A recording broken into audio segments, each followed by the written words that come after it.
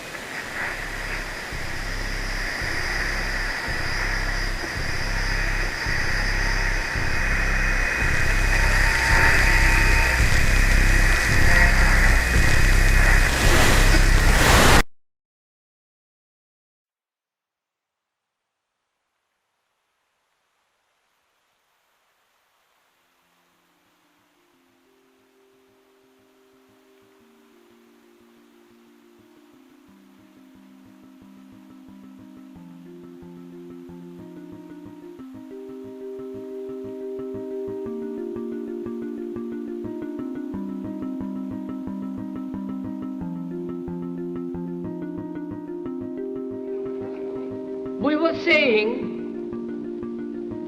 how very important it is to bring about in the human mind the radical revolution. The crisis is a crisis in consciousness,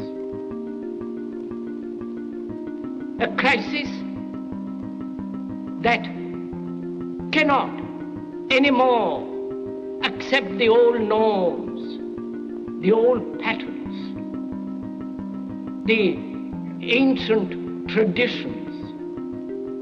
And considering what the world is now, with all the misery, conflict, destructive brutality, aggression, and so on, man is still as he was. He's still brutal, violent, aggressive, acquisitive, competitive, and he has built a society along these lines.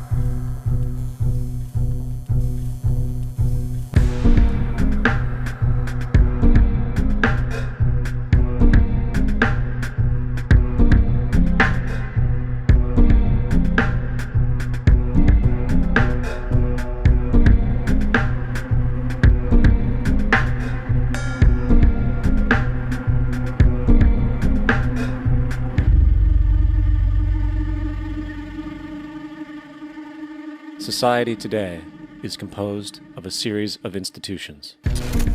From political institutions, legal institutions, religious institutions, to institutions of social class, familial values, and occupational specialization. It is obvious the profound influence these traditionalized structures have in shaping our understandings and perspectives. Yet, of all the social institutions we are born into, directed by, and conditioned upon, there seems to be no system as taken for granted and misunderstood as the monetary system. Taking on nearly religious proportions, the established monetary institution exists as one of the most unquestioned forms of faith there is. How money is created, the policies by which it is governed, and how it truly affects society are unregistered interests of the great majority of the population.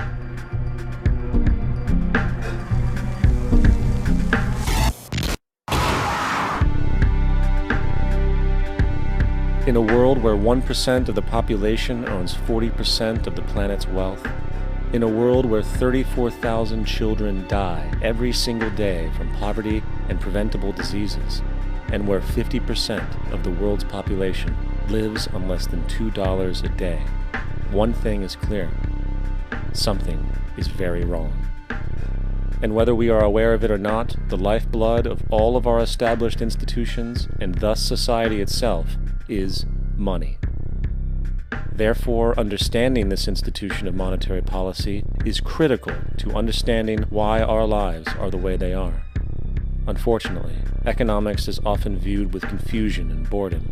Endless streams of financial jargon coupled with intimidating mathematics quickly deters people from attempts at understanding it. However, the fact is, the complexity associated with the financial system is a mere mask, designed to conceal one of the most socially paralyzing structures humanity has ever endured.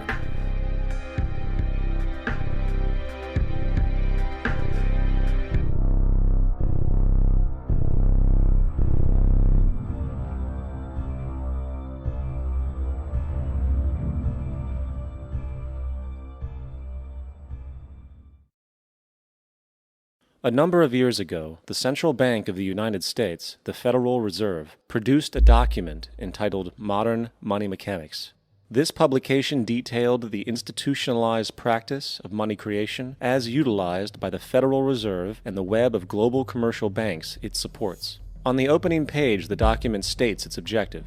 The purpose of this booklet is to describe the basic process of money creation in a fractional reserve banking system. It then proceeds to describe this fractional reserve process through various banking terminology, a translation of which goes something like this.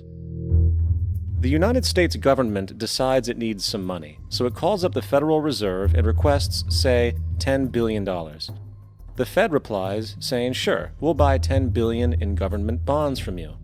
So the government takes some pieces of paper, paints some official-looking designs on them, and calls them treasury bonds. Then it puts a value on these bonds to the sum of $10 billion and sends them over to the Fed.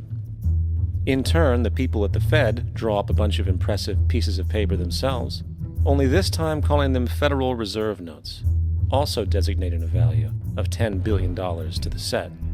The Fed then takes these notes and trades them for the bonds. Once this exchange is complete, the government then takes the $10 billion in Federal Reserve notes and deposits it into a bank account. And upon this deposit, the paper notes officially become legal tender money, adding $10 billion to the U.S. money supply. And there it is. $10 billion in new money has been created. Of course, this example is a generalization, for, in reality, this transaction would occur electronically, with no paper used at all. In fact, only 3% of the U.S. money supply exists in physical currency. The other 97% essentially exists in computers alone. Now, government bonds are, by design, instruments of debt, and when the Fed purchases these bonds, with money it essentially created out of thin air, the government is actually promising to pay back that money to the Fed. In other words, the money was created out of debt. This mind-numbing paradox of how money or value can be created out of debt or a liability will become more clear as we further this exercise. So, the exchange has been made and now $10 billion sits in a commercial bank account. Here's where it gets really interesting. For as based on the fractional reserve practice, that $10 billion deposit instantly becomes part of the bank's reserves, just as all deposits do.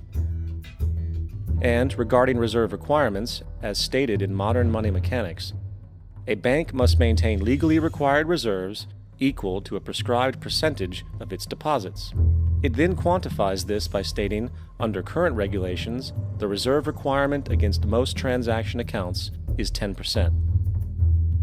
This means that with a $10 billion deposit, 10%, or $1 billion, is held as the required reserve, while the other $9 billion is considered an excessive reserve and can be used as the basis for new loans. Now, it is logical to assume that this $9 billion is literally coming out of the existing $10 billion deposit. However, this is actually not the case. What really happens is that the $9 billion is simply created out of thin air on top of the existing $10 billion deposit. This is how the money supply is expanded. As stated in modern money mechanics, of course they, the banks, do not really pay out loans from the money they receive as deposits. If they did this, no additional money would be created. What they do when they make loans is to accept promissory notes, loan contracts, in exchange for credits, money, to the borrower's transaction accounts. In other words, the $9 billion can be created out of nothing simply because there is a demand for such a loan and that there is a $10 billion deposit to satisfy the reserve requirements. Now, let's assume that somebody walks into this bank and borrows the newly available $9 billion. They will then most likely take that money and deposit it into their own bank account. The process then repeats, for that deposit becomes part of the bank's reserves. 10% is isolated, and in turn 90% of the $9 billion, or $8.1 billion, is now available as newly created money for more loans. And of course, that 8.1 can be loaned out and redeposited, creating an additional 7.2 billion, to 6.5 billion, to 5.9 billion, etc. This deposit money creation loan cycle can technically go on to infinity. The average mathematical result is that about $90 billion can be created on top of the original $10 billion. In other words, for every deposit that ever occurs in the banking system, about 9 times that amount can be created out of thin air. Money jitters. Ask the obliging Bank of America for a jar of soothing instant money, M-O-N-E-Y, in the form of a convenient personal loan. So, now that we understand how money is created by this fractional reserve banking system, a logical yet elusive question might come to mind. What is actually giving this newly created money value? The answer? The money that already exists. The new money essentially steals value from the existing money supply. For the total pool of money is being increased irrespective to demand for goods and services.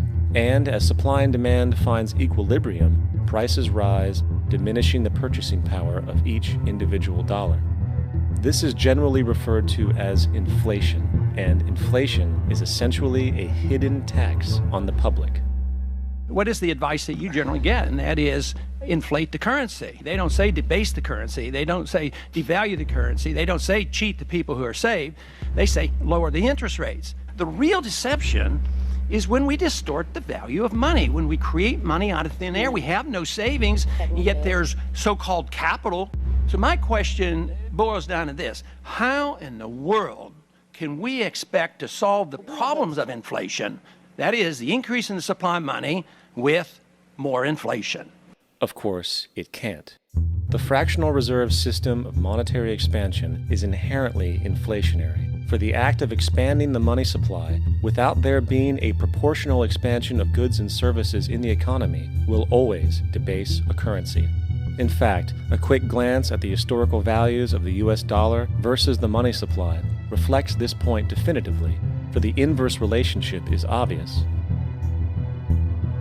$1 in 1913 required $21.60 in 2007 to match value. That is a 96% devaluation since the Federal Reserve came into existence. Now, if this reality of inherent and perpetual inflation seems absurd and economically self-defeating, hold that thought, for absurdity is an understatement in regard to how our financial system really operates. For in our financial system, money is debt. And debt is money. Here is a chart of the U.S. money supply from 1950 to 2006. Here is a chart of the U.S. national debt for the same period. How interesting it is that the trends are virtually the same. For the more money there is, the more debt there is. The more debt there is, the more money there is. To put it a different way, every single dollar in your wallet is owed to somebody by somebody. For remember, the only way the money can come into existence is from loans. Therefore, if everyone in the country were able to pay off all debts, including the government, there would not be $1 in circulation.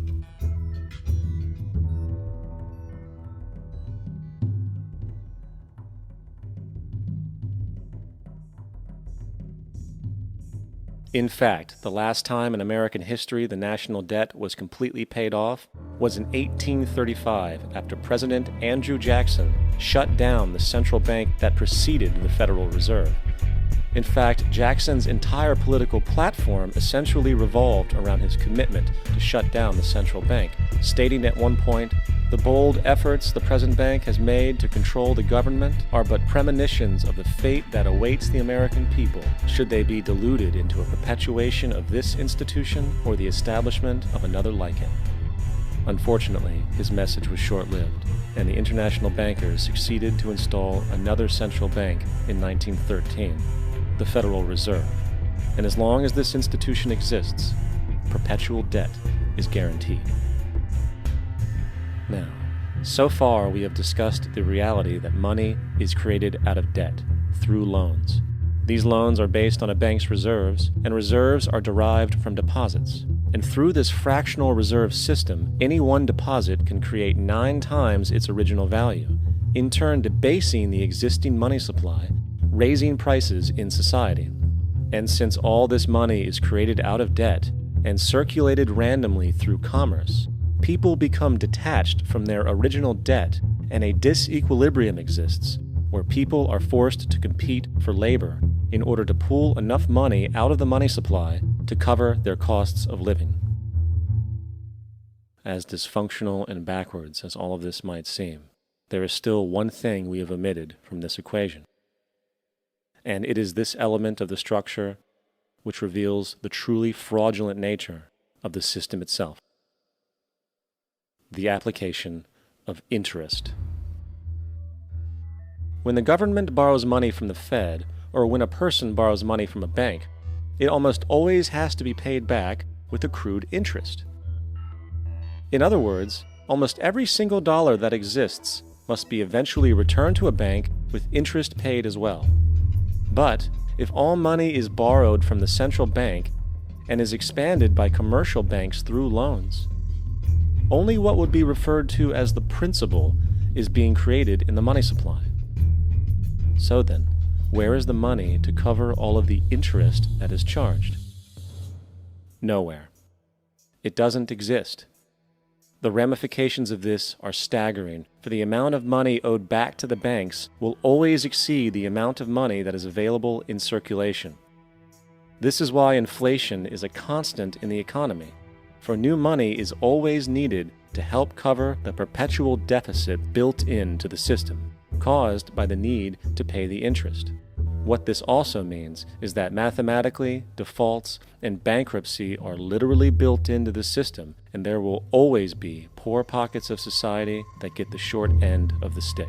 An analogy would be a game of musical chairs, for once the music stops, somebody is left out to dry. And that's the point.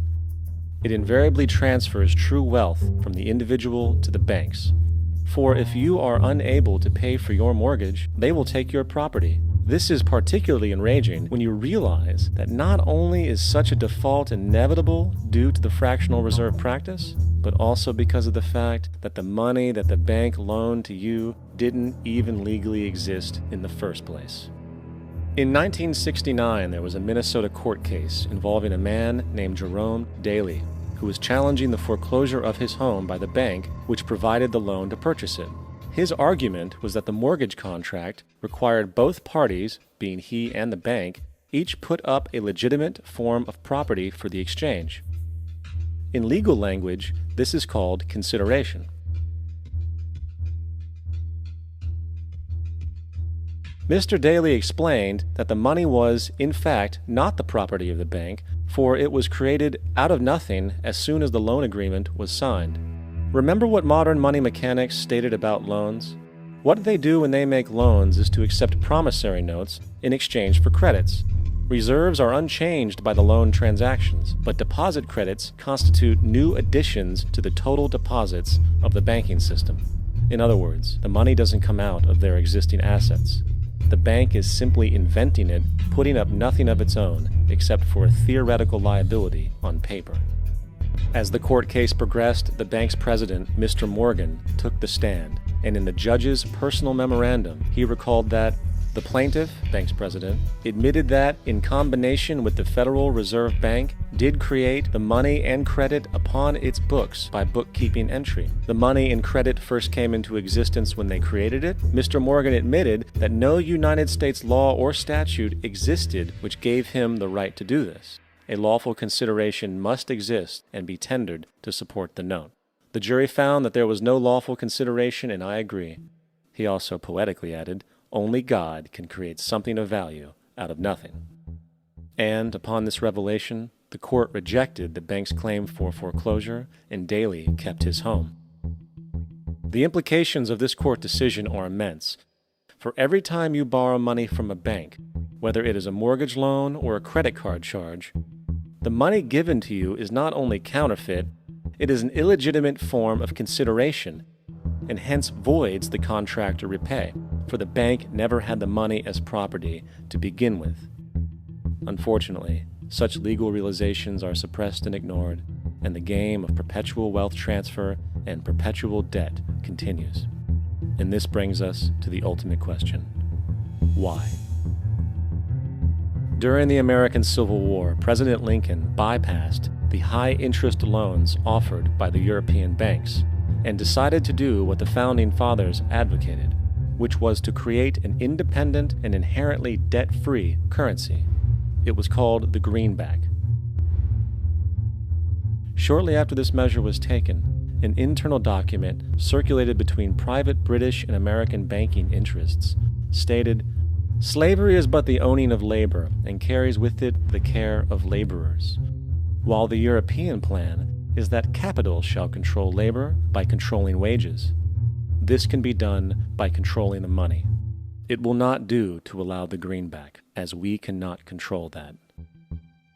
The fractional reserve policy perpetrated by the Federal Reserve, which has spread in practice to the great majority of banks in the world, is, in fact, a system of modern slavery.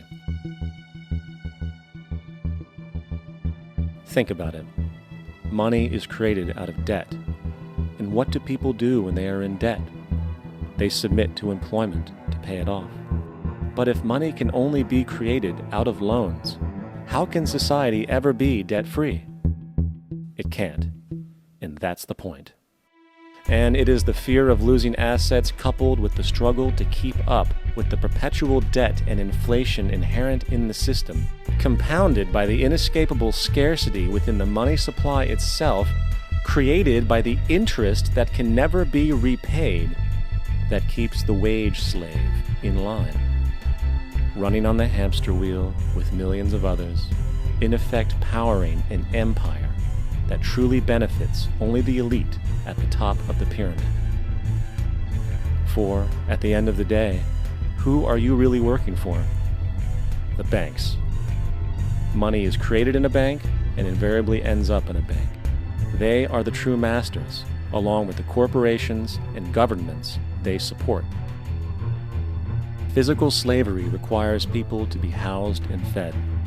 Economic slavery requires people to feed and house themselves.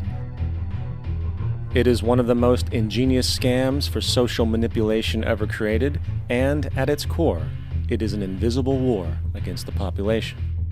Debt is the weapon used to conquer and enslave societies, and interest is its prime ammunition.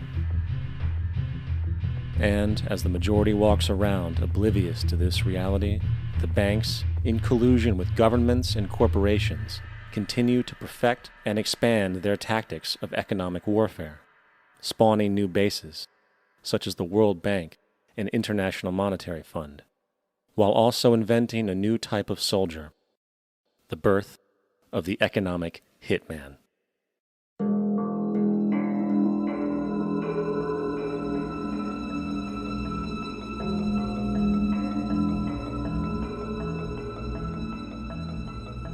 We economic hitmen really have been the ones responsible for creating this first truly global empire. And we work many different ways.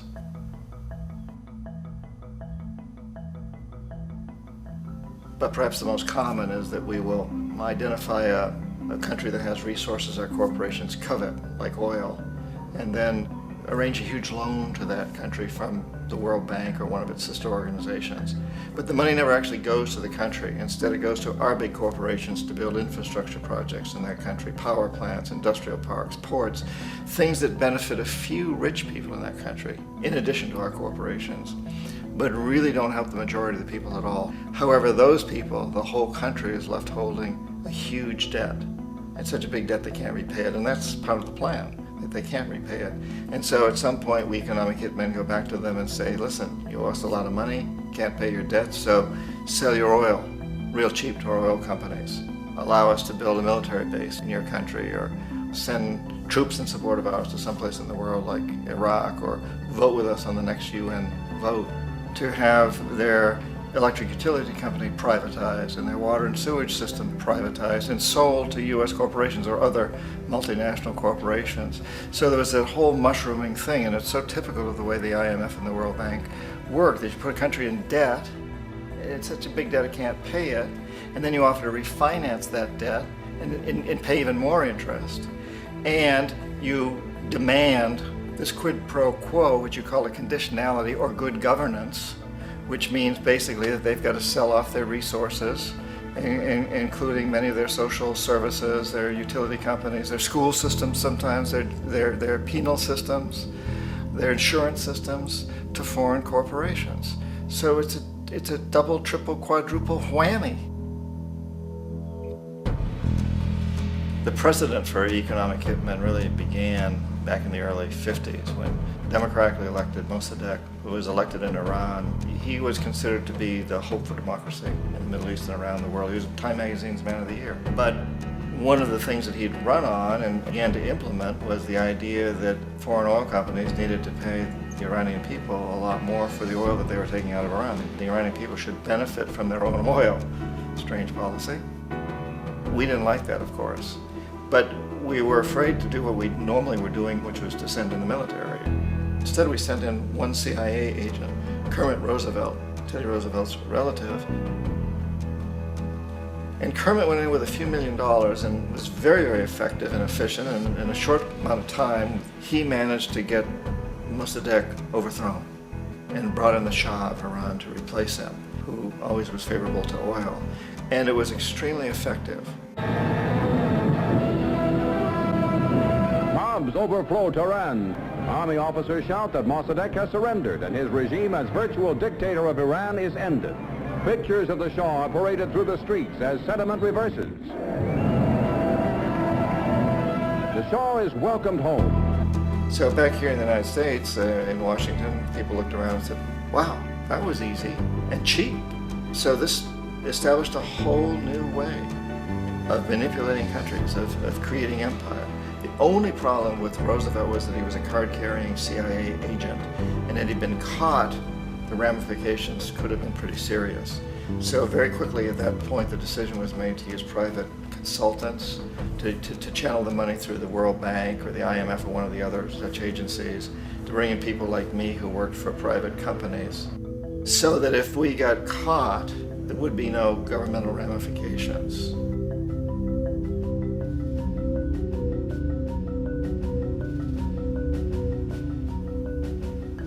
When Arbenz became president of Guatemala, the country was very much under the thumbs of United Fruit Company, the big international corporations. And Arbenz ran on this ticket that says, you know, we want to get the land back to the people.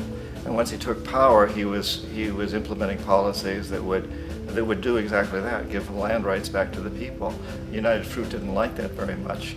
And so they hired a public relations firm, launched a huge campaign in the United States to convince the United States people, the citizens of the United States, and the press of the United States, and the Congress of the United States, that Arbenz was a Soviet puppet, and that if we allowed him to stay in power, the Soviets would have a foothold in this hemisphere. And that at that point in time was a huge fear on everybody's mind, the Red Terror, the Communist terror. And so, to make a long story short, out of this public relations campaign came a commitment on the part of the CIA and the military to take this man out. And in fact, we did. We sent in planes, we sent in soldiers, we sent in jackals, we sent everything in to take him out, and did take him out. And as soon as he was removed from office, the new guy that took over after him basically reinstated everything to the big international corporations, including United Fruit.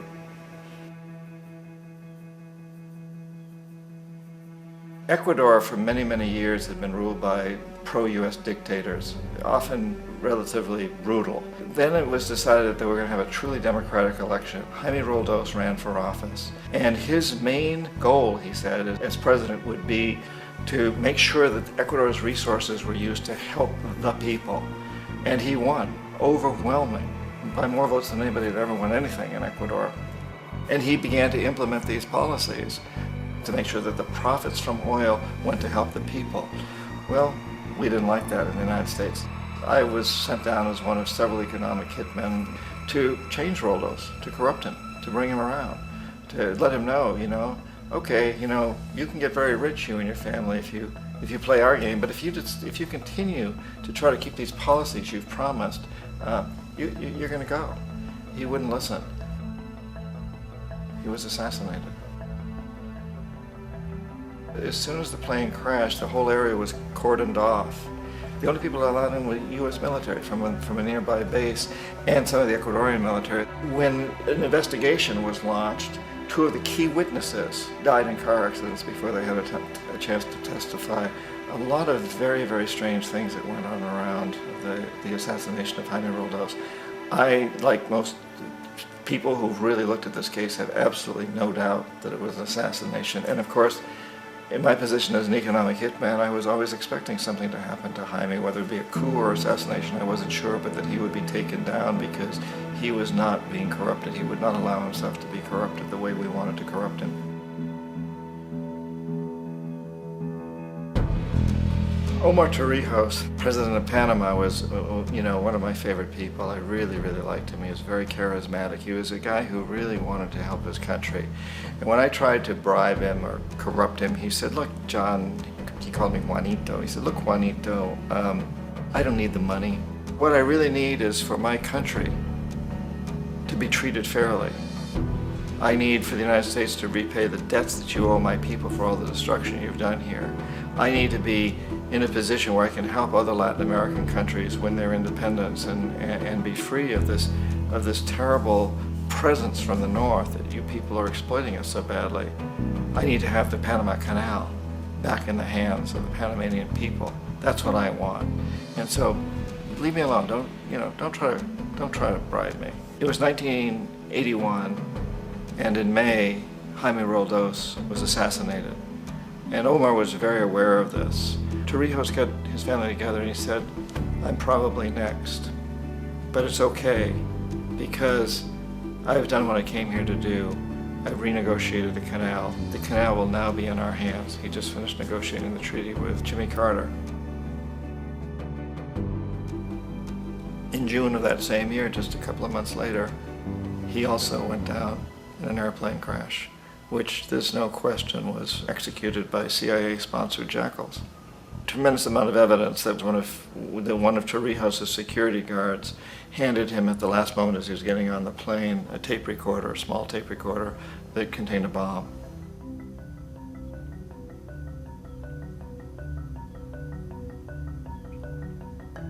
It is interesting to me how this system has continued pretty much the same way for years and years and years, except the economic hitmen have got better and better and better. Then we come up with, very recently, what happened in Venezuela. In 1998, Hugo Chavez gets elected president, following a long line of presidents who had been very corrupt and basically destroyed the economy of the country. And Chavez was elected amidst all that. Chavez stood up to the United States, and he's done it primarily demanding that Venezuelan oil be used to help the Venezuelan people. Well, we didn't like that in the United States. So in 2002, a coup was staged, which there's no question in my mind, and most other people's minds, that the CIA was behind that coup.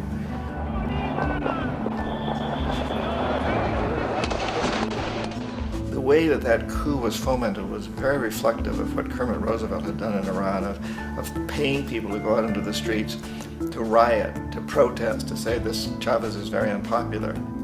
You know, if you can get a few thousand people to do that, television can make it look like it's the whole country, and things start to mushroom.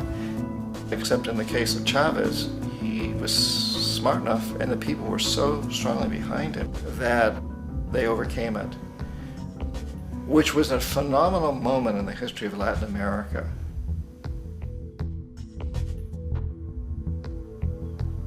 Iraq actually is a perfect example of the way the whole system works. So we economic hitmen are the first line of defense. We go in and we try to corrupt governments and get them to accept these huge loans, which we then use as leverage to basically own them. If we fail, as I failed in Panama with Omar Torrijos and in Ecuador with Jaime Roldos, men who refused to be corrupted, then the second line of defense is we send in the jackals. And the jackals either overthrow governments or they assassinate. And once that happens and a new government comes in, and boy, it's going to toe the line because the new president knows what will happen if he doesn't. In the case of Iraq, both of those things failed. Economic hitmen were not able to get through to Saddam Hussein. We tried very hard. We tried to get him to accept a deal very similar to what the House of Saud had accepted in Saudi Arabia, but he wouldn't accept it. And so the jackals went in to take him out. They couldn't do it. His security was very good. After all, he had one time worked for the CIA. He'd been hired to assassinate a former president of Iraq and failed, but he knew the system. So in '91, we send in the troops and we take out the Iraqi military. So we assume at that point that Saddam Hussein is going to come around. We could have taken him out, of course, at that time, but we didn't want to. He's the kind of strong man we like. He controls his people. We thought he could control the Kurds and keep the Iranians in their border and keep pumping oil for us. And that once we took out his military, now he's going to come around. So the economic hitmen go back in the 90s without success. If they'd had success, he'd still be running the country. We'd be selling him all the fighter jets he wants and everything else he wants. But they couldn't, they didn't have success. The jackals couldn't take him out again, so we sent the military in once again, and this time we did the complete job and took him out, and in the process created for ourselves some very, very lucrative construction deals. We had to reconstruct a country that we'd essentially destroyed, which is a pretty good deal if you own construction companies, big ones. So, you know, Iraq shows the three stages. The economic hitmen failed there, the jackals failed there, and as a final measure, the military goes in. And in that way, we've really created an empire, but we've done it very, very subtly. It's clandestine. All the empires of the past were built on the military, and everybody knew they were building them. So that the British knew they were building them, the French, the Germans, the Romans, the Greeks. And they were proud of it, and they always had some excuse like spreading civilization, spreading some religion, something like that. But they knew they were doing it. We don't. The majority of the people in the United States have no idea that we're living off the benefits of a clandestine empire, that today there's more slavery in the world than ever before. And then you have to ask yourself, well, if it's an empire, then who's the emperor? Obviously, our presidents of the United States are not emperors. An emperor is someone who's not elected, doesn't serve a limited term, and doesn't report to anyone, essentially. So you can't classify our presidents that way. But we do have what I consider to be the equivalent of the emperor, and it's what I call the corporatocracy. The corporatocracy is this group of individuals who run our biggest corporations, and they really act as the emperor of this empire. They control our media, either through direct ownership or advertising. They control most of our politicians because they finance their campaigns, either through their corporations or through personal contributions that come out of the corporations. They're not elected, they don't serve a limited term, they don't report to anybody. And at the very top of the corporatocracy, you really can't tell whether a person's working for a private corporation or the government because they're always moving back and forth.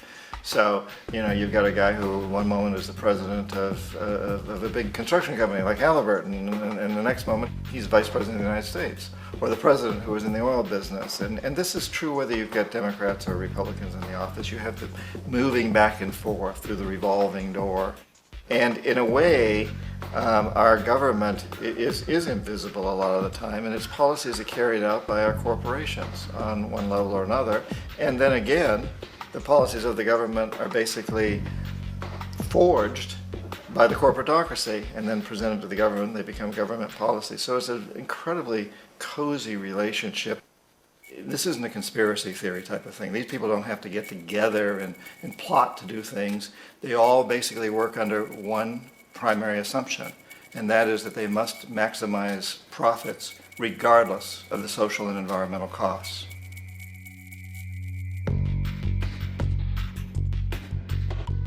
This process of manipulation by the corporatocracy through the use of debt, bribery, and political overthrow is called globalization.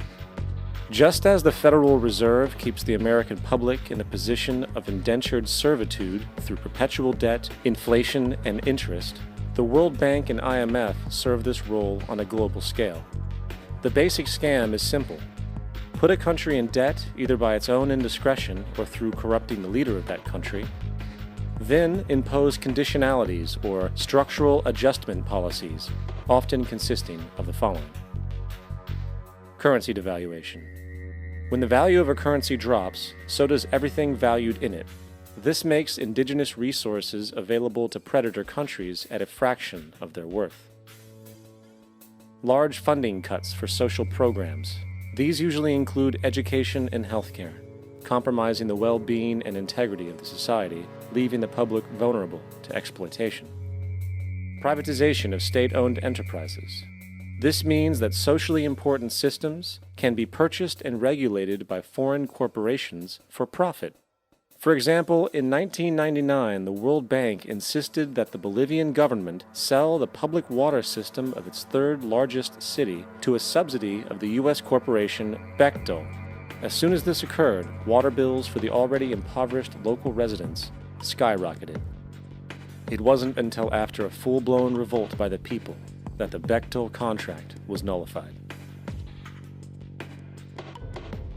Then there is trade liberalization, or the opening up of the economy through removing any restrictions on foreign trade. This allows for a number of abusive economic manifestations, such as transnational corporations bringing in their own mass-produced products, undercutting the indigenous production and ruining local economies. An example is Jamaica, which, after accepting loans and conditionalities from the World Bank, lost its largest cash crop markets due to competition with Western imports. Today, countless farmers are out of work, for they are unable to compete with the large corporations. Another variation is the creation of numerous seemingly unnoticed, unregulated, inhumane sweatshop factories, which take advantage of the imposed economic hardship. Additionally, due to production deregulation, environmental destruction is perpetual, as a country's resources are often exploited by the indifferent corporations while outputting large amounts of deliberate pollution. The largest environmental lawsuit in the history of the world today is being brought on behalf of 30,000 Ecuadorian Amazonian people against Texaco, which is now owned by Chevron. So today it's against Chevron, but for activities conducted by Texaco.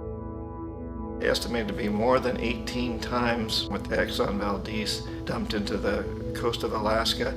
In the case of Ecuador, it wasn't an accident. The oil companies did it intentionally. They knew they were doing it to save money out there rather than arranging for proper disposal. Furthermore, a cursory glance at the performance record of the World Bank reveals that the institution, which publicly claims to help poor countries develop and alleviate poverty, has done nothing but increase poverty and the wealth gap, while corporate profits soar.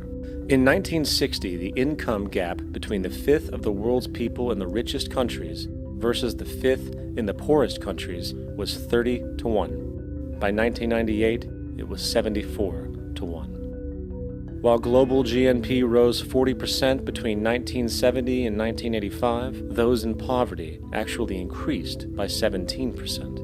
While from 1985 to 2000, those living on less than $1 a day increased by 18%. Even the Joint Economic Committee of the U.S. Congress admitted that there is a mere 40% success rate of all World Bank projects. In the late 1960s, the World Bank intervened in Ecuador with large loans. During the next 30 years, poverty grew from 50% to 70%. Under or unemployment grew from 15 to 70%. Public debt increased from 240 million to 16 billion, while the share of resources allocated to the poor went from 20% to 6%.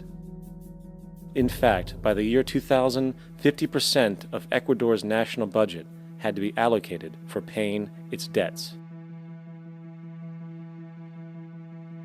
It is important to understand the World Bank is, in fact, a U.S. bank, supporting U.S. interests, for the United States holds veto power over decisions, as it is the largest provider of capital.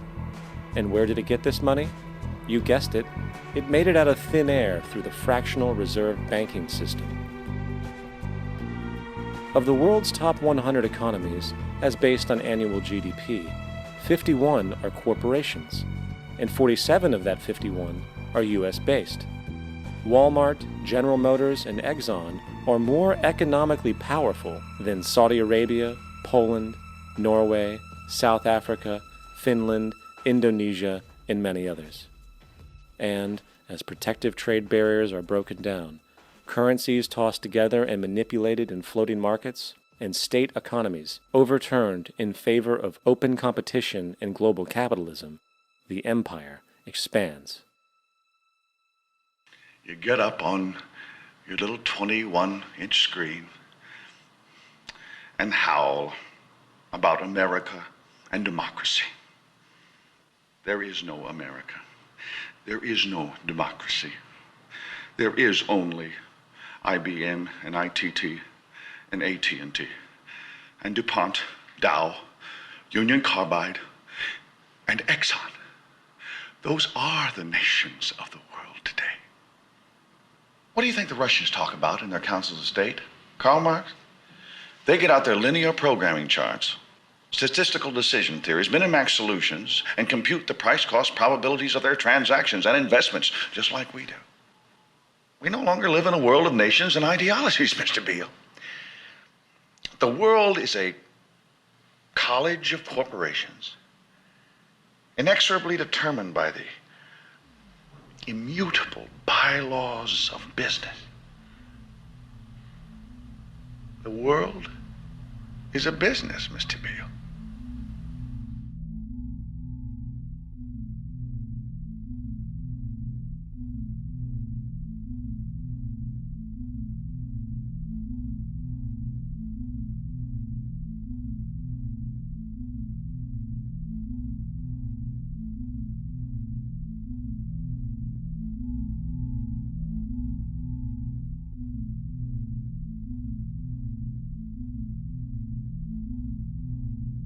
The world is being taken over by a handful of business powers who dominate the natural resources we need to live while controlling the money we need to obtain these resources. The end result will be world monopoly, based not on human life, but financial and corporate power. And as the inequality grows, naturally more and more people are becoming desperate. So the establishment was forced to come up with a new way to deal with anyone who challenges the system. So they gave birth to the terrorist. The term terrorist is an empty distinction, designed for any person or group who chooses to challenge the establishment. This isn't to be confused with the fictional Al-Qaeda, which was actually the name of a computer database for the US-supported Mujahideen in the 1980s.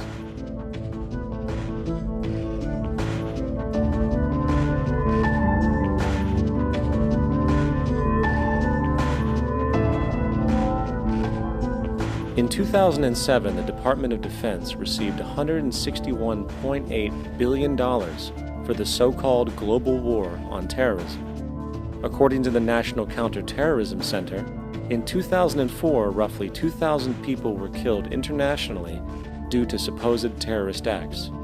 Of that number, 70 were American. Using this number as a general average, which is extremely generous, It is interesting to note that twice as many people die from peanut allergies a year than from terrorist acts. Concurrently, the leading cause of death in America is coronary heart disease, killing roughly 450,000 each year.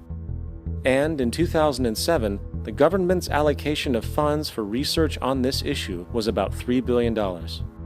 This means that the U.S. government in 2007 spent 54 times the amount for preventing terrorism than it spent for preventing a disease which kills 6,600 times more people annually than terrorism does.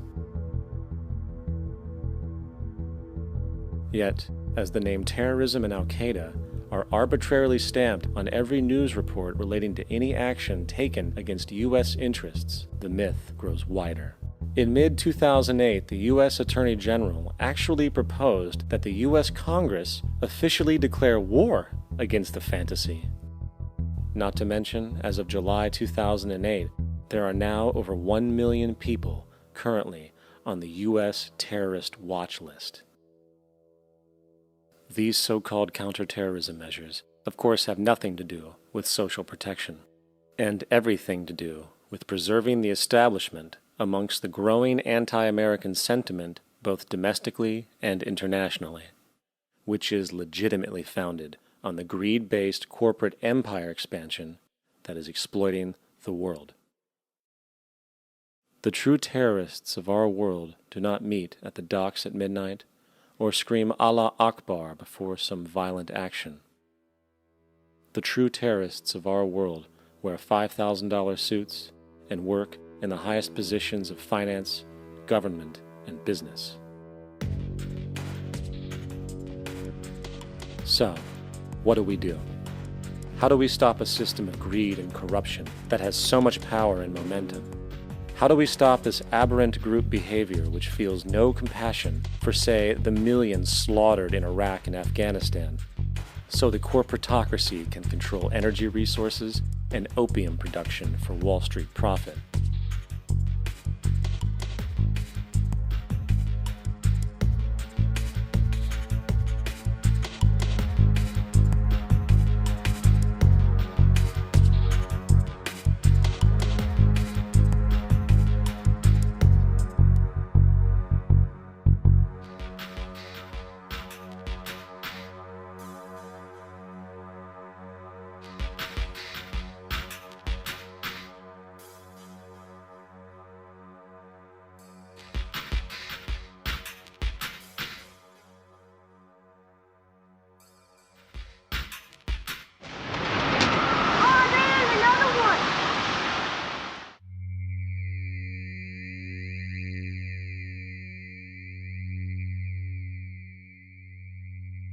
How do we stop a system of greed and corruption that condemns poor populations to sweatshop slavery for the benefit of Madison Avenue?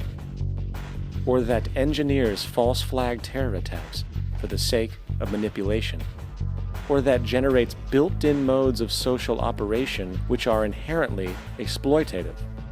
Or that systematically reduces civil liberties and violates human rights in order to protect itself from its own shortcomings?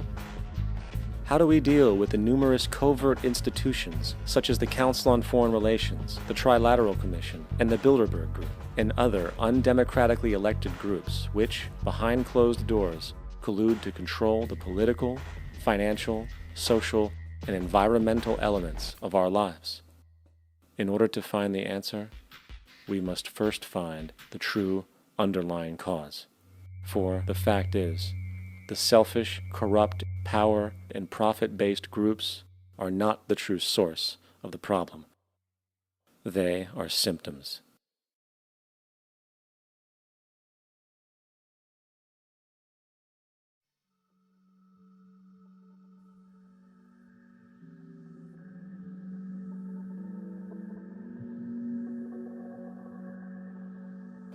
My name is Jacque Fresco. I'm an industrial designer and a social engineer. I'm very much interested in society in developing a system that might be sustainable for all people. First of all, the word corruption is a monetary invention. That aberrant behavior that's disruptive to the well-being of people, while you're dealing with human behavior. And human behavior appears to be environmentally determined, meaning if you were raised by the Seminole Indians as a baby, never saw anything else, you'd hold that value system. And this goes for nations, it goes for individuals, for families. They try to indoctrinate their children to their particular faith and their country and make them feel like they're part of that. And they build a society which they call established.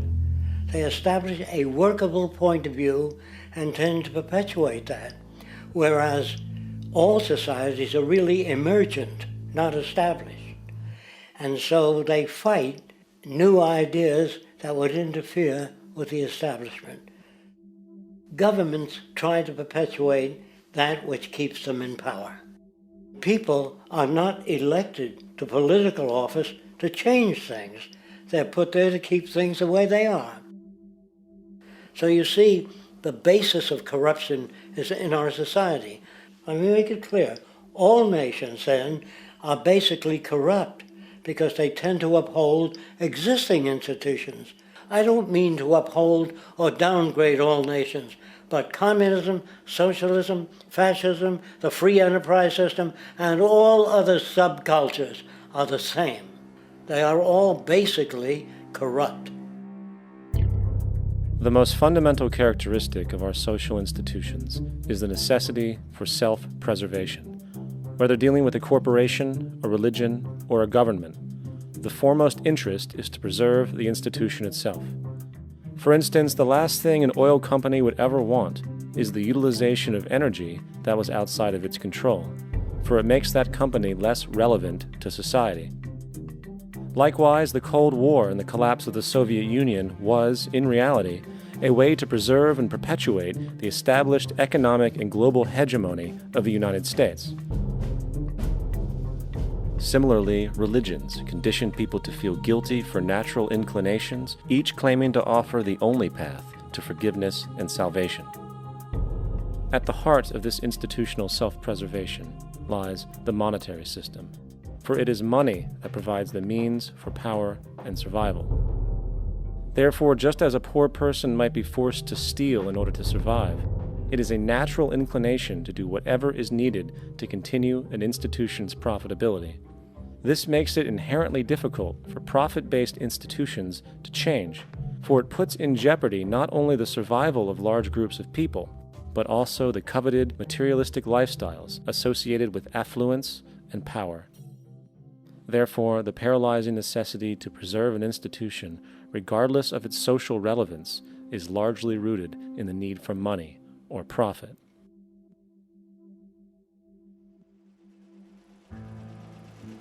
What's in it for me is why people think.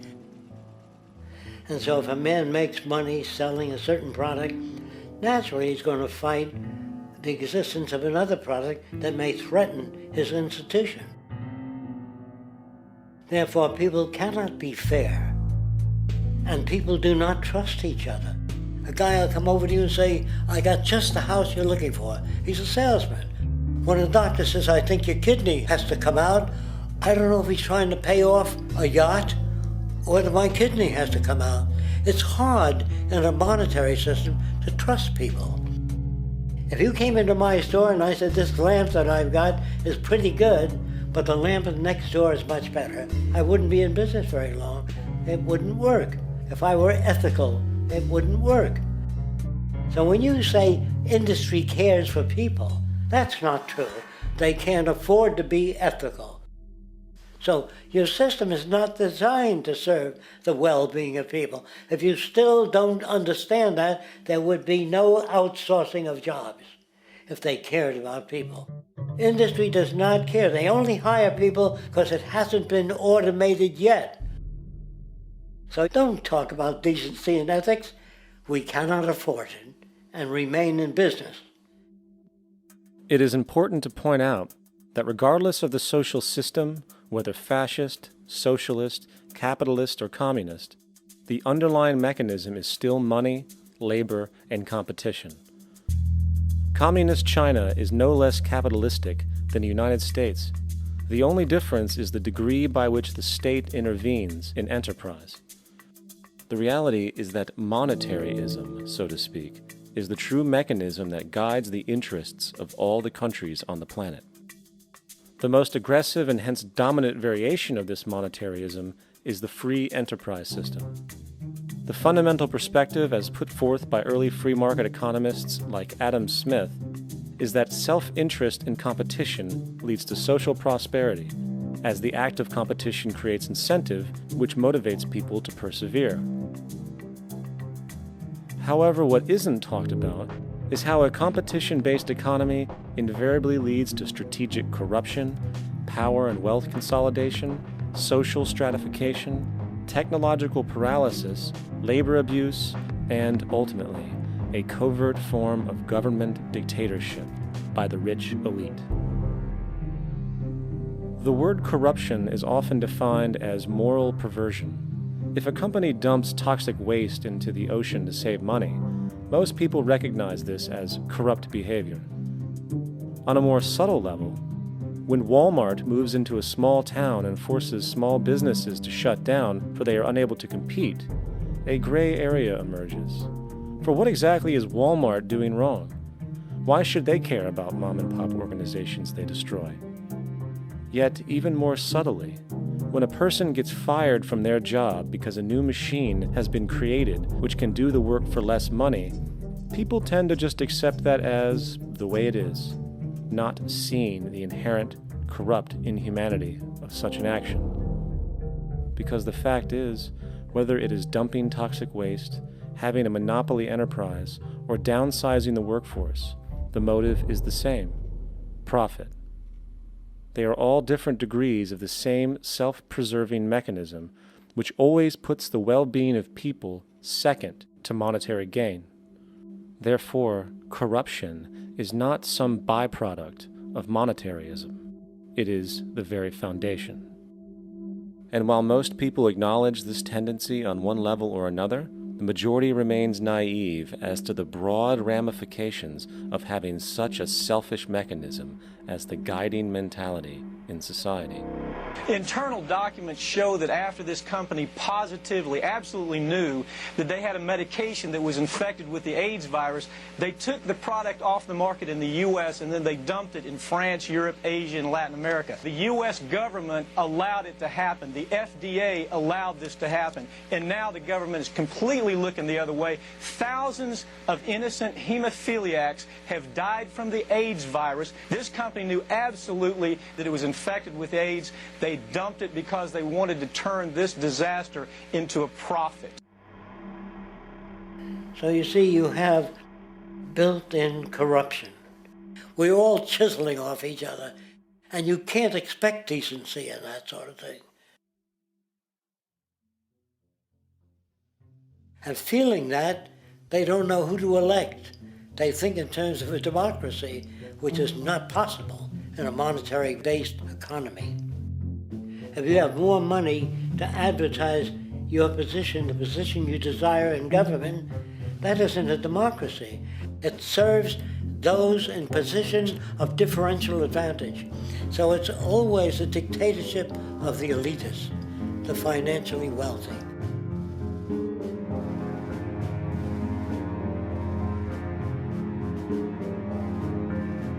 It is an interesting observation to note how seemingly unknown personalities magically appear on the scene as presidential candidates. Then, before you know it, somehow you are left to choose from a small group of extremely wealthy people who suspiciously have the same broad social view. Obviously, it's a joke. The people placed on the ballot are done so because they have been pre-decided to be acceptable by the established financial powers who actually run the show.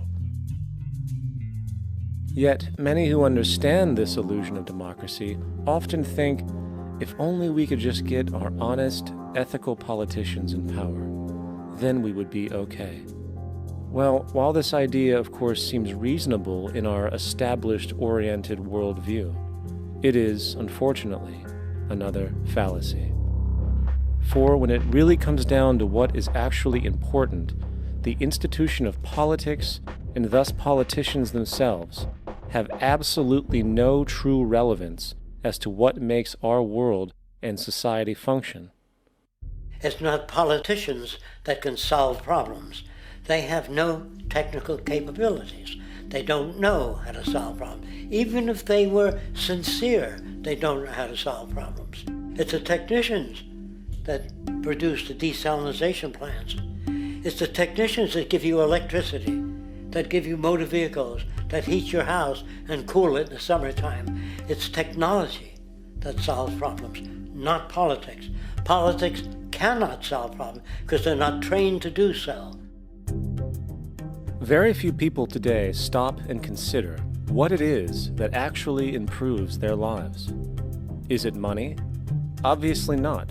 One cannot eat money or stuff money into their car to get it to run. Is it politics? All politicians can do is create laws, establish budgets, and declare war. Is it religion? Of course not. Religion creates nothing except intangible emotional solace for those who require it. The true gift that we as human beings have, which has been solely responsible for everything that has improved our lives, is technology. What is technology? Technology is a pencil which allows one to solidify ideas on paper for communication. Technology is an automobile which allows one to travel faster than feet would allow.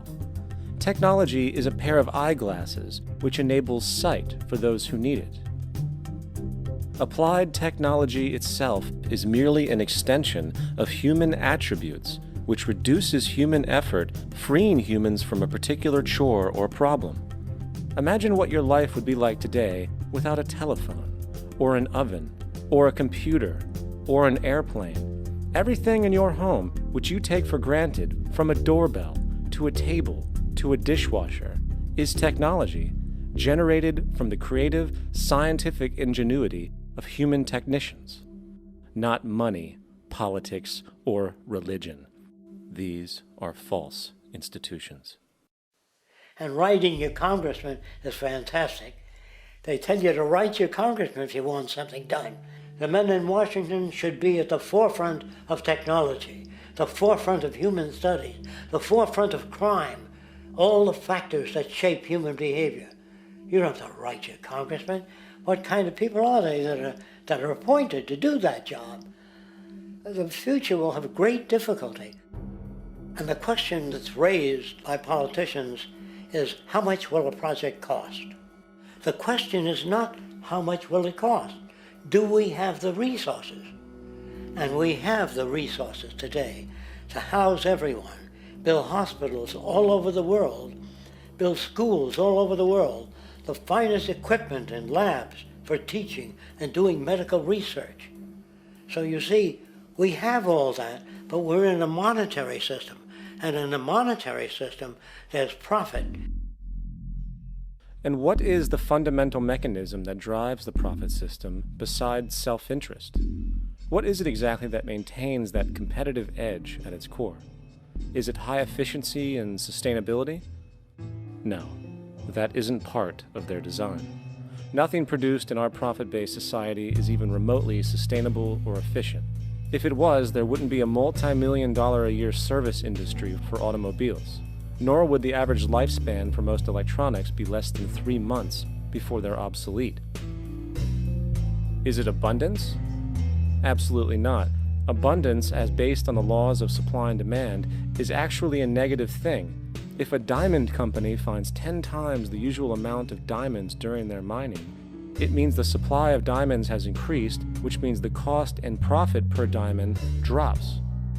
The fact is, efficiency, sustainability, and abundance are enemies of profit. To put it into a word, it is the mechanism of scarcity that increases profits. What is scarcity? Based on keeping products valuable. Slowing up production on oil raises the price. Maintaining scarcity of diamonds keeps the price high. They burn diamonds at the Kimberley diamond mines. They made a carbon that keeps the price up. So then, what does it mean for society when scarcity, either produced naturally or through manipulation, is a beneficial condition for industry? It means that sustainability and abundance will never ever occur in a profit system, for it simply goes against the very nature of the structure. Therefore, it is impossible to have a world without war or poverty. It is impossible to continually advance technology to its most efficient and productive states. And, most dramatically, it is impossible to expect human beings to behave in truly ethical or decent ways.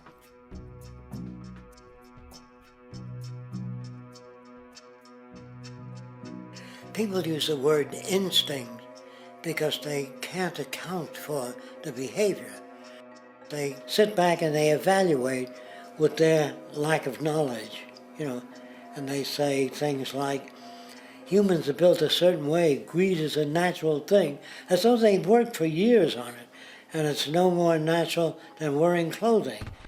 What we want to do is to eliminate the causes of the problems, eliminate the processes that produce greed and bigotry and prejudice and people taking advantage of one another and elitism, eliminating the need for prisons and welfare. We have always had these problems because we have always lived within scarcity and barter and monetary systems that produce scarcity. If you eradicate the conditions that generate what you call socially offensive behavior, it does not exist. The guy said, well, isn't that inborn? No, it's not. There is no human nature. There's human behavior, and that's always been changed throughout history. You're not born with bigotry and greed and corruption and hatred. You pick that up within the society. War, poverty, corruption, hunger, misery, human suffering will not change in a monetary system. That is, there'll be very little significant change. It's going to take the redesign of our culture, our values, and it has to be related to the carrying capacity of the earth, not some human opinion or some politician's notions of the way the world ought to be, or some religious notions of the conduct of human affairs. And that's what the Venus Project is about. The society that we're about to talk about is a society that is free of all the old superstitions, incarceration, prisons, police, cruelty, and law. All laws will disappear, and the professions will disappear that are no longer valid, such as stockbrokers, bankers, advertising, gone forever, because it's no longer relevant. When we understand that it is technology devised by human ingenuity which frees humanity and increases our quality of life, we then realize that the most important focus we can have is on the intelligent management of the Earth's resources. For it is from these natural resources we gain the materials to continue our path of prosperity. Understanding this, we then see that money fundamentally exists as a barrier to these resources, for virtually everything has a financial cost. And why do we need money to obtain these resources? Because of real or assumed scarcity.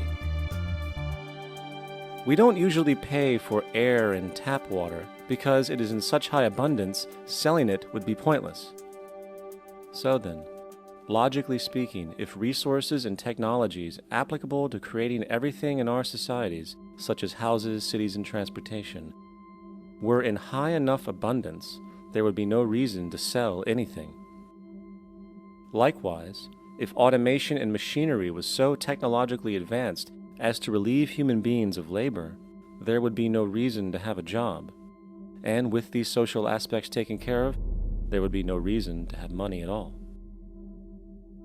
So the ultimate question remains: do we on Earth have enough resources and technological understanding to create a society of such abundance that everything we have now could be available without a price tag and without the need for submission through employment?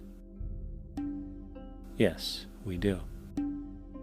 We have the resources and technology to enable this at a minimum, along with the ability to raise the standard of living so high that people in the future will look back at our civilization now and gawk at how primitive and immature our society was. What the Venus Project proposes is an entirely different system that's updated to present-day knowledge. We've never given scientists the problem of how do you design a society which would eliminate boring and monotonous jobs, that would eliminate accidents in transportation, that would enable people to have a high standard of living, that would eliminate poisons in our food, that would give us other sources of energy that are clean and efficient. We can do that out there.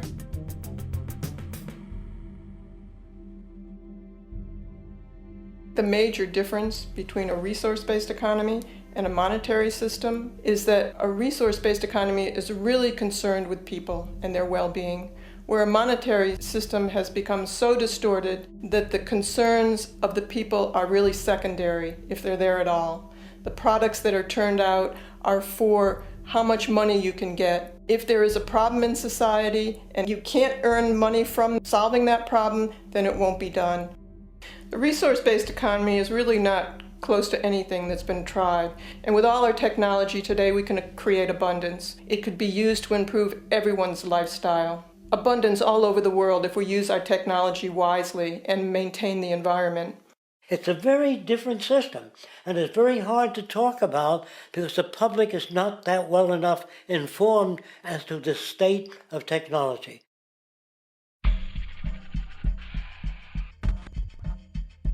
At present, we don't have to burn fossil fuels. We don't have to use anything that would contaminate the environment. There are many sources of energy available. Alternative energy solutions pushed by the establishment, such as hydrogen, biomass, and even nuclear, are highly insufficient, dangerous, and exist only to perpetuate the profit structure that industry has created.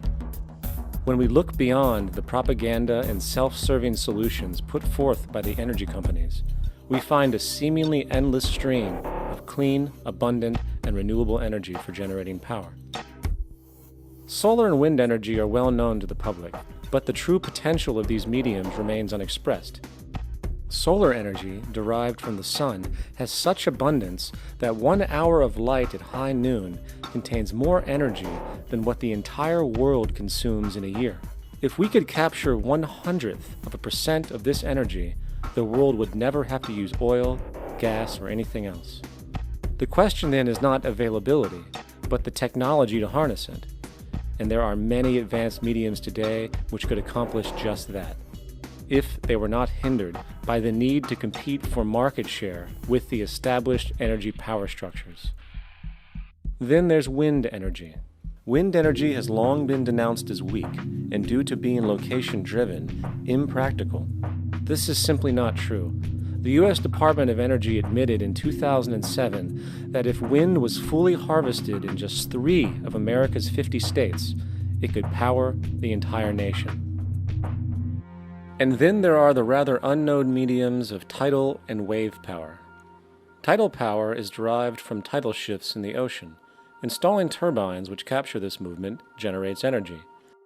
In the United Kingdom, 42 sites are currently noted as available, forecasting that 34% of all the UK's energy could come from tidal power alone.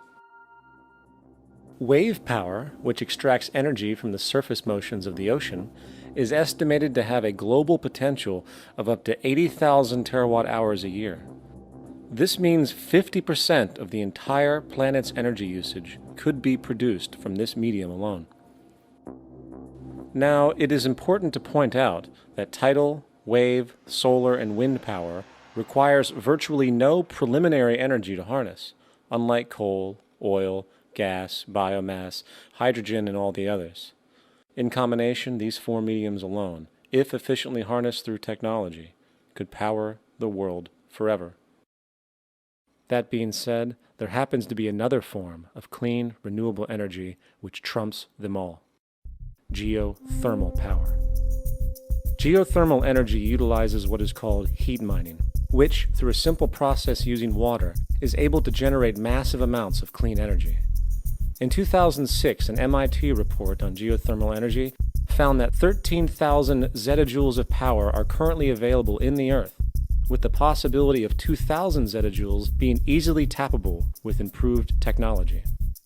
The total energy consumption of all the countries on the planet is about half of a zettajoule a year. This means about 4,000 years of planetary power could be harnessed in this medium alone. And when we understand that the Earth's heat generation is constantly renewed, this energy is really limitless and could be used forever. These energy sources are only a few of the clean, renewable mediums available, and as time goes on, we will find more. The grand realization is that we have total energy abundance without the need for pollution, traditional conservation, or in fact, a price tag. And what about transportation? The prevailing means of transportation in our societies is by automobile and aircraft, both of which predominantly need fossil fuels to run. In the case of the automobile, the battery technology needed to power an electric car that can go over 100 miles an hour for over 200 miles on one charge exists, and has existed for many years. However, due to battery patents controlled by the oil industry, which limits their availability to maintain market share, coupled with political pressure from the energy industry, the accessibility and affordability of this technology is limited. There is absolutely no reason other than pure, corrupt profit interest that every single vehicle in the world cannot be electric and utterly clean, with zero need for gasoline. As far as airplanes, it is time we realize that this means of travel is inefficient, cumbersome, slow, and causes far too much pollution. This is a maglev train. It uses magnets for propulsion. It is fully suspended by a magnetic field and requires less than 2% of the energy used for plane travel. The train has no wheels, so nothing can wear out. The current maximum speed of versions of this technology, as used in Japan, is 361 miles per hour. However, this version of the technology is very dated. An organization called ET3, which has connections with the Venus Project, has established a tube-based maglev that can travel up to 4,000 miles per hour in a motionless, frictionless tube, which can go over land or underwater. Imagine going from LA to New York for an extended lunch break, or from Washington, D.C. to Beijing, China in 2 hours. This is the future of continental and intercontinental travel, fast, clean, with only a fraction of the energy usage we use today for the same means. In fact, between maglev technology, advanced battery storage, and geothermal energy, there would be no reason to ever burn fossil fuels again. And we can do this now if we were not held back by the paralyzing profit structure. Now, America is inclined toward fascism. It has a propensity by its dominant philosophy and religion to uphold the fascist point of view. American industry is essentially a fascist institution. If you don't understand that, the minute you punch that time clock, you walk into a dictatorship. We're given notions about the respectability of work, and I really look at it as being paid slavery. They're brought up to believe that you shall earn your living by the sweat of your brow. That holds people back, freeing people from drudgery, repetitive jobs which make them ignorant. You rob them. In our society, that is a resource-based economy, machines free people. You see, we can't imagine that because we've never known that kind of world. If we look back at history, we see a very clear pattern of machine automation slowly replacing human labor. From the disappearance of the elevator man to the near full automation of an automobile production plant, the fact is, as technology grows, the need for humans in the workforce will continually be diminished. This creates a serious clash, which proves the falseness of the monetary-based labor system. for human employment is in direct competition with technological development. Therefore, given the fundamental priority of profit by industry, people through time will be continually laid off and replaced by machine. When industry takes on a machine, instead of shortening the workday, they downsize. You lose your job, so you have a right to fear machines. In a high-technology, resource-based economy, it is conservative to say that about 90% of all current occupations could be phased out by machines, freeing humans to live their life without servitude, for this is the point of technology itself. And through time, with nanotechnology and other highly advanced forms of science, it is not far-fetched to see how even complex medical procedures could be performed by machines as well, and based on the pattern, with much higher success rates than humans get today. The path is clear, but our monetary-based structure, which requires labor for income, blocks this progress, for humans need jobs in order to survive. The bottom line is that this system must go, or we will never be free, and technology will be constantly paralyzed. We have machines that clean out sewers.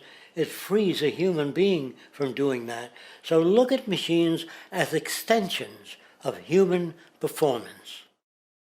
Furthermore, many occupations today will have simply no basis to exist in a resource-based economy, such as anything associated with the management of money, advertising, along with the legal system itself. For without money, a great majority of the crimes that are committed today would never occur. Virtually all forms of crime are a consequence of the monetary system, either directly or by neuroses inflicted through financial deprivation. Therefore, laws themselves could eventually become extinct. Instead of putting up a sign, drive carefully, slippery when wet, put abrasive in the highway so it's not slippery when wet. And if a person gets in a car that's drunk and the car oscillates a great deal, there's a little pendulum that swings up and back, and that'll pull the car over to the side. Not a law. Solution. Put sonar and radar in automobiles so they can't hit one another. Man-made laws are attempts to deal with occurring problems, and not knowing how to solve them, they make a law. In the United States, the most privatized, capitalist country on the planet, it should come as no surprise that it also has the largest prison population in the world, growing every year. Statistically, most of these people are uneducated and come from poor, deprived societies.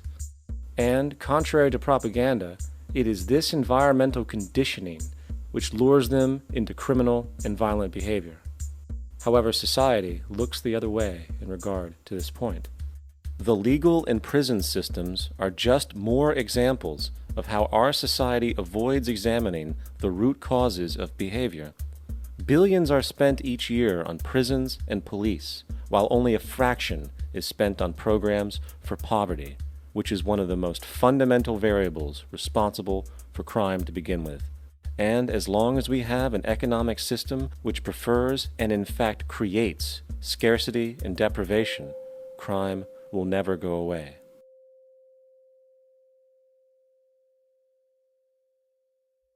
If people have access to the necessities of life without servitude, debt, barter, trade, they behave very differently. You want all these things available without a price tag. Now then, you gotta have a price tag. Well, what'll motivate people? Man gets everything he wants, he just lay around in the sun.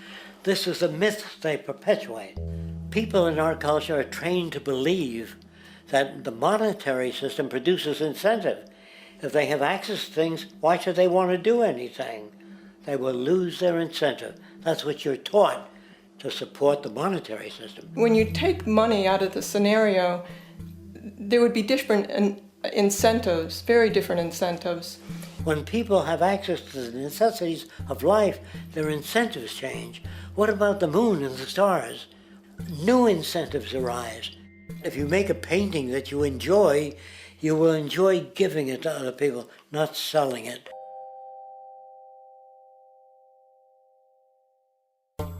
I think most of the education that I've seen today is essentially producing a person for a job. It's very specialized. They're not generalists. People don't know a lot about a lot of different subjects. I don't think you could get people to go to war if they knew a lot about a lot of things. I think education is mostly rote, and they're not taught how to solve problems. They're not given the tools emotionally or within their own field of how to do critical thinking. A resource-based economy, the education would be very different. Our society's major concern is mental development and to motivate each person to their highest potential. Because our philosophy is the smarter people are, the richer the world, because everybody becomes a contributor.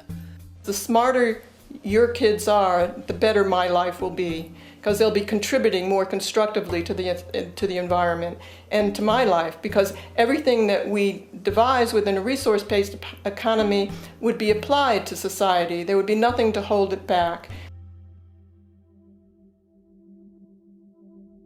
Patriotism, weapons, armies, navies, all that is a sign that we're not civilized yet.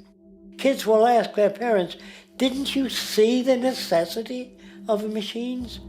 Dad, couldn't you see that war was inevitable when you produce scarcity? Isn't it obvious?" Of course the kid will understand that you were pinheads, raised merely to serve the established institutions. We're such an abominable, sick society that we won't make the history book. They just say that large nations took land from smaller nations, used force and violence. You'll get history talked about as corrupt behavior all the way along until the beginning of the civilized world. That's when all the nations worked together. World unification, working toward common good for all human beings, and without anyone being subservient to anyone else. Without social stratification, whether it be technical elitism or any other kind of elitism, eradicated from the face of the earth. The state does nothing because there is no state. There is no state. The system I advocate, a resource-based global economy, is not perfect. It's just a lot better than what we have. We can never achieve perfection.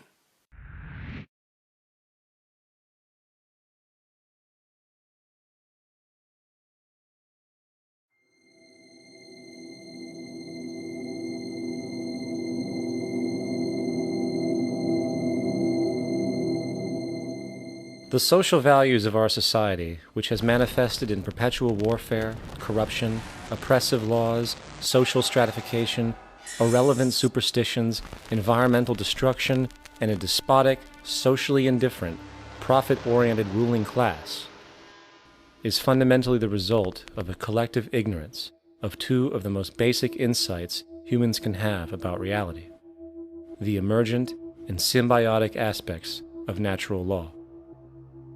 The emergent nature of reality is that all systems, whether it is knowledge, society, technology, philosophy, or any other creation, will, when uninhibited, undergo fluid, perpetual change.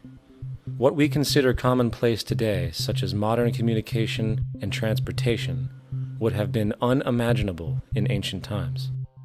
Likewise, the future will contain technologies, realizations, and social structures that we cannot even fathom in the present. We have gone from alchemy to chemistry, from a geocentric universe to a heliocentric, from believing that demons were the cause of illness to modern medicine. This development shows no sign of ending, and it is this awareness that aligns us and leads us on a continuous path to growth and progress. Static, empirical knowledge does not exist. Rather, it is the insight of the emergence of all systems we must recognize. This means we must be open to new information at all times, even if it threatens our current belief system and hence identities. Sadly, society today has failed to recognize this, and the established institutions continue to paralyze growth by preserving outdated social structures. Simultaneously, the population suffers from a fear of change, from for their conditioning assumes a static identity, and challenging one's belief system usually results in insult and apprehension, for being wrong is erroneously associated with failure, when, in fact, to be proven wrong should be celebrated, for it is elevating someone to a new level of understanding, furthering awareness. The fact is, there is no such thing as a smart human being, for it is merely a matter of time before their ideas are updated, changed, or eradicated.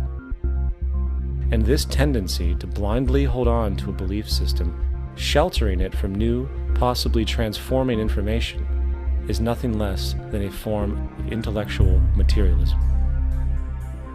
The monetary system perpetuates this materialism not only by its self-preserving structures, but also through the countless number of people who have been conditioned into blindly and thoughtlessly upholding these structures, therefore becoming self-appointed guardians of the status quo.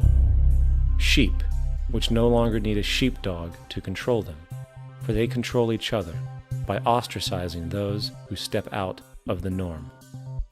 This tendency to resist change and uphold existing institutions for the sake of identity, comfort, power, and profit is completely unsustainable and will only produce further imbalance, fragmentation, distortion, and invariably, destruction. It's time to change. From hunters and gatherers to the agricultural revolution to the industrial revolution, the pattern is clear. It is time for a new social system which reflects the understandings we have today. The monetary system is a product of a period of time where scarcity was a reality. Now, with the age of technology, it is no longer relevant to society. Gone with the aberrant behavior it manifests. Likewise, dominant worldviews, such as theistic religion, operate with the same social irrelevancy.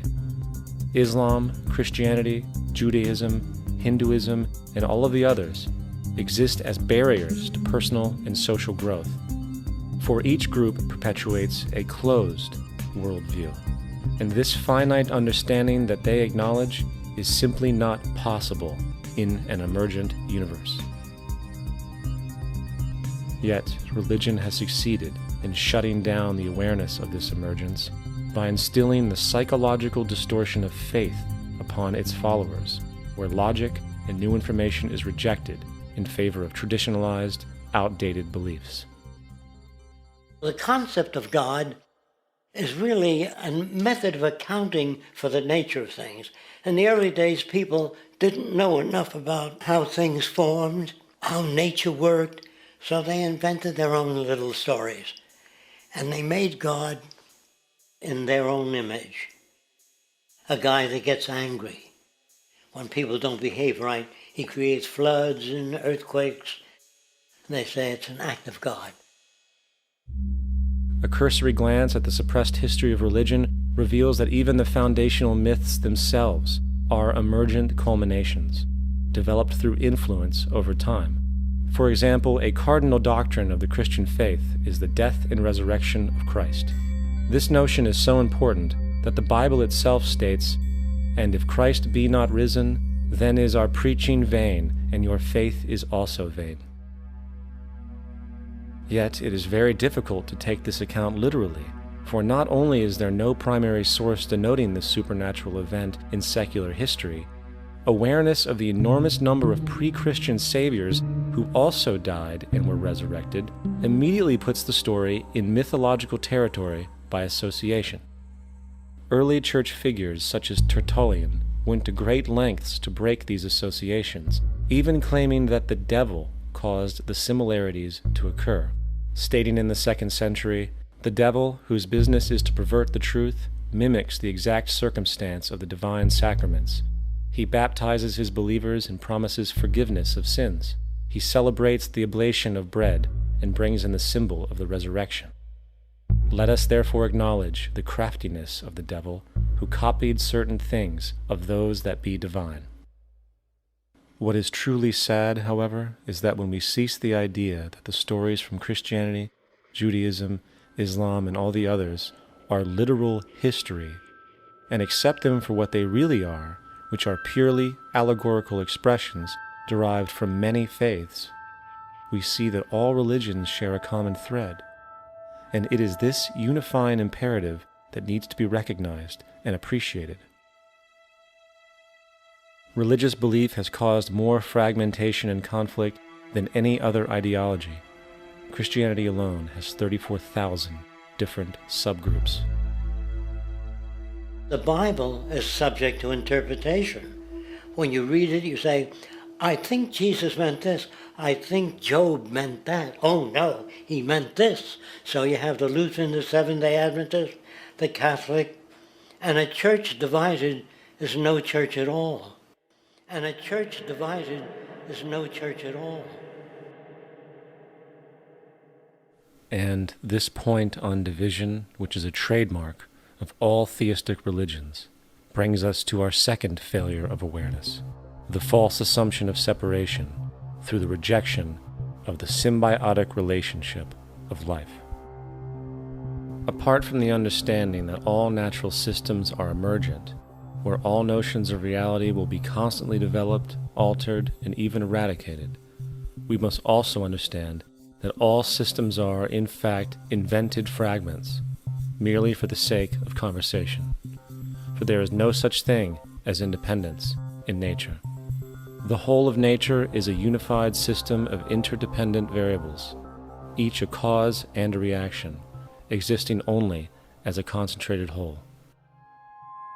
You don't see the plug connected to the environment, so it looks like we're free, wandering around. Take the oxygen away, we all die immediately. Take plant life away, we die. And without the sun, all the plants die. So we are connected. We really must take into account the totality. This isn't just a human experience on this planet. This is a total experience. And we know we can't survive without plants and animals. We know we can't survive without the four elements, And so when are we going to really start taking that into account? That's what it is to be successful. Success depends on how well we relate to everything around us. I'm very aware of the fact that my grandson cannot possibly hope to inherit a sustainable, peaceful, stable, socially just world unless every child today growing up in Ethiopia, in Indonesia, in Bolivia, in Palestine, in Israel also has that same expectation. You got to take care of the whole community or you're going to have serious problems.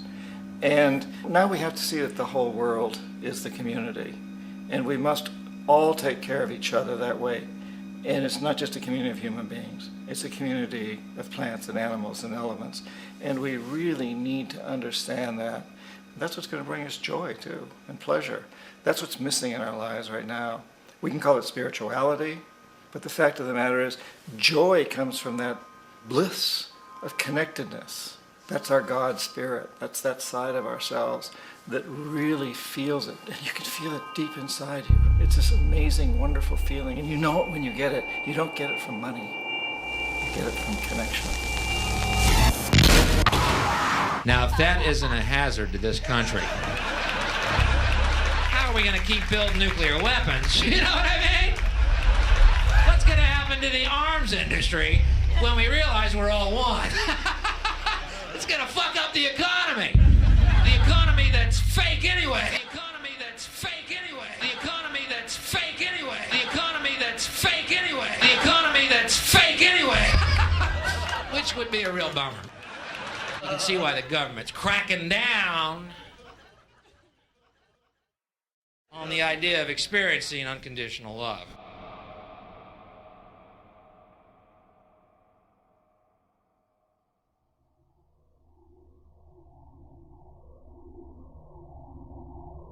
Once we understand that the integrity of our personal existences are completely dependent on the integrity of everything else in our world, we have truly understood the meaning of unconditional love. For love is extensionality, and seeing everything as you and you as everything can have no conditionalities. For, in fact, we are all everything at once. If it's true that we're all from the center of a star, every atom in each of us from the center of a star, then we're all the same thing. Even a Coke machine or a cigarette butt in the street in Buffalo is made out of atoms that came from a star. They've all been recycled thousands of times, as have you and I. And therefore, it's only me out there. So what is there to be afraid of? What is there that needs solace-seeking? Nothing. There's nothing to be afraid of because it's all us. The trouble is we have been separated by being born and given a name and an identity and being individuated. We've been separated from the oneness, and that's what religion exploits, that people have this yearning to be part of the overall one again. So they exploit that. They call it God. They say he has rules. And I think it's cruel. I think you can do it absent religion.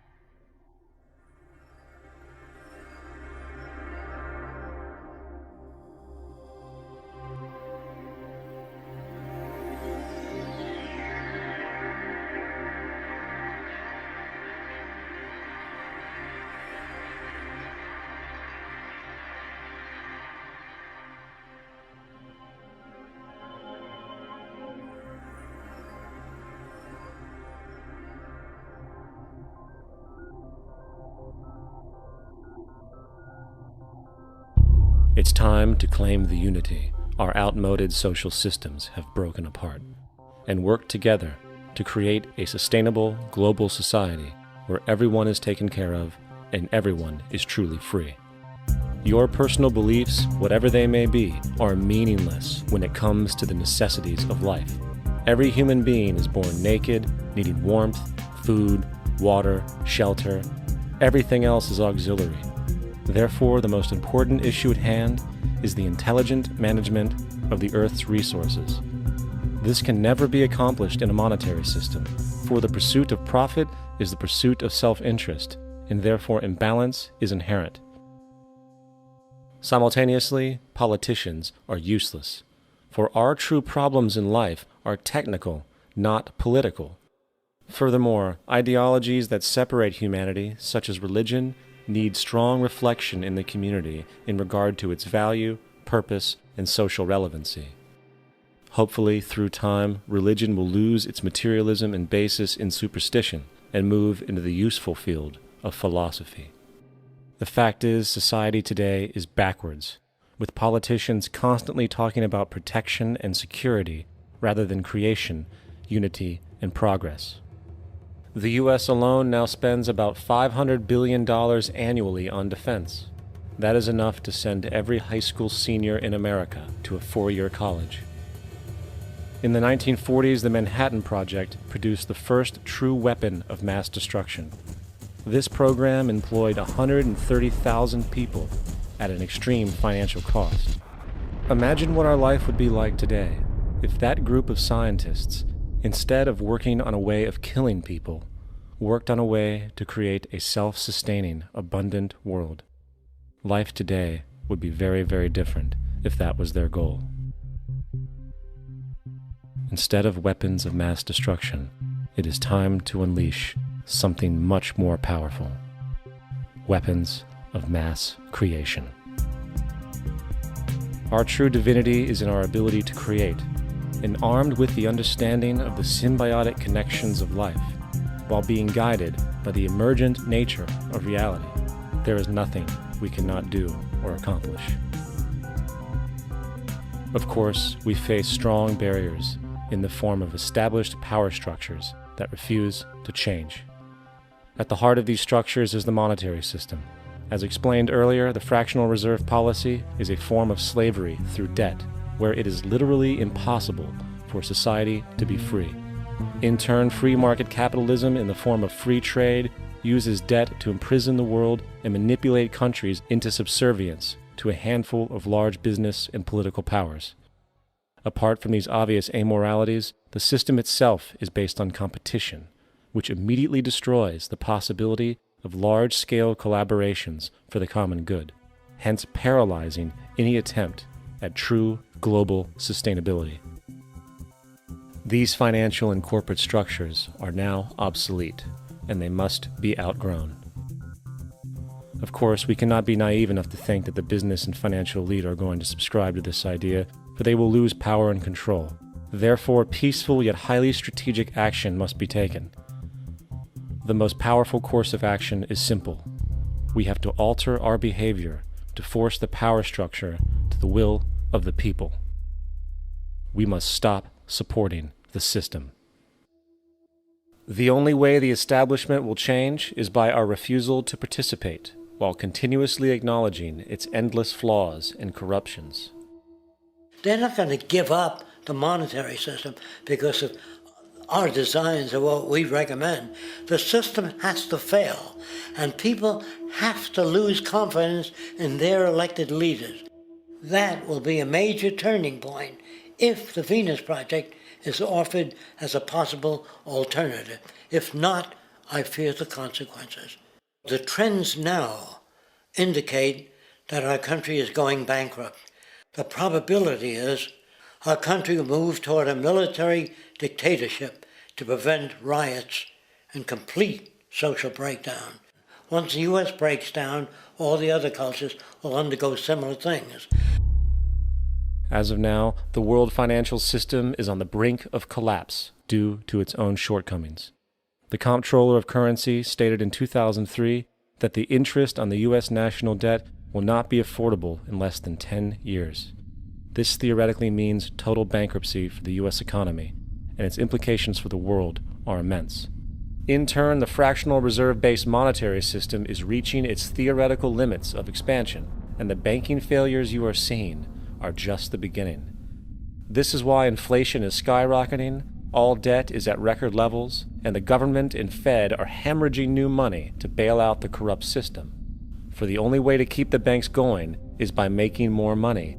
The only way to make more money is to create more debt and inflation. It is simply a matter of time before the tables turn, and there is no one willing to take new loans, while defaults grow, as people are unable to afford their current loans.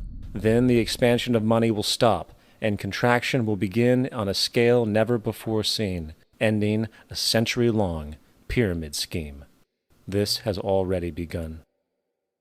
Therefore, we need to expose this financial failure for what it is, using this weakness to our advantage. Here are some suggestions. Expose the banking fraud. Citibank, JP Morgan Chase, and Bank of America are the most powerful controllers within the corrupt Federal Reserve System. It's time to boycott these institutions. If you have a bank account or a credit card with any of them, move your money to another bank. If you have a mortgage, refinance with another bank. If you own their stock, sell it. If you work for them, quit. This gesture will express contempt for the true powers behind the private banking cartel known as the Federal Reserve, and create awareness about the fraud of the banking system itself. 2. Turn off the TV news.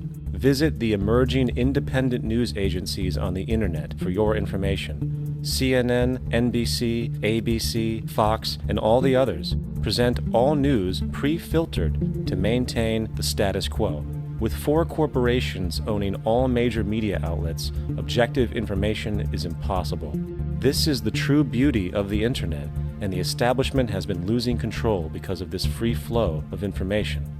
We must protect the internet at all times, as it is truly our savior right now. 3.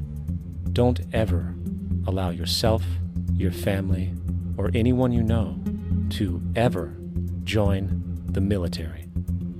This is an obsolete institution now used exclusively for maintaining an establishment that is no longer relevant. U.S. soldiers in Iraq work for U.S. corporations, not the people. Propaganda forces us to believe that war is natural and the military is an honorable institution. Well, if war is natural, why are there 18 suicides every single day by American veterans who have post-traumatic stress disorder? If our military men and women are so honored, why is it that 25% of the American homeless population are veterans? 4. Stop supporting the energy companies. If you live in a detached house, get off the grid. Investigate every means of making your home self-sustainable with clean energy. Solar, wind, and other renewable energies are now affordable consumer realities, and considering the never-ending rising cost of traditional energies, it will likely be a cheaper investment over time. If you drive, get the smallest car you can, and consider using one of the many conversion technologies that can enable your car to be a hybrid, electric, or run on anything other than establishment fuels. 5. Reject the political system. The illusion of democracy is an insult to our intelligence. In a monetary system, there is no such thing as a true democracy, and there never was. We have two political parties owned by the same set of corporate lobbyists. They are placed in their positions by the corporations, with popularity artificially projected by their media. In a system of inherent corruption, the change of personnel every couple of years has very little relevance. Instead of pretending that the political game has any true meaning, focus your energy on how to transcend this failed system. And 6. Join the movement. Go to the zeitgeistmovement.com and help us create the largest mass movement for social change the world has ever seen. We must mobilize and educate everyone about the inherent corruption of our current world system, along with the only true sustainable solution, declaring all the natural resources on the planet as common heritage to all people, while informing everyone as to the true state of technology and how we can all be free if the world works together rather than fights. The choice lies with you. You can continue to be a slave to the financial system and watch the continuous wars, depressions, and injustice across the globe while placating yourself with vain entertainment and materialistic garbage. Or you can focus your energy on true, meaningful, lasting, holistic change, which actually has the realistic ability to support and free all humans with no one left behind. But, in the end, the most relevant change must occur first inside of you. The real revolution is the revolution of consciousness, and each one of us first needs to eliminate the divisionary, materialistic noise we have been conditioned to think is true, while discovering, amplifying, and aligning with the signal coming from our true empirical oneness. It is up to you. What we are trying in all these discussions and talks here is to see if we cannot radically bring about a transformation of the mind. Not accept things as they are, but to understand it, to go into it, to examine it, give your heart and your mind with everything that you have to find out, a way of living differently.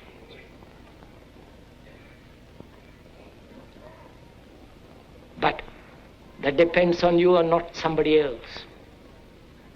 Because in this there is no teacher, no pupil, there is no leader, there is no guru, there is no master, no savior. You yourself are the teacher and the pupil, you are the master, you are the guru, you are the leader.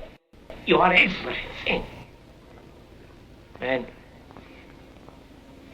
to understand is to transform what is.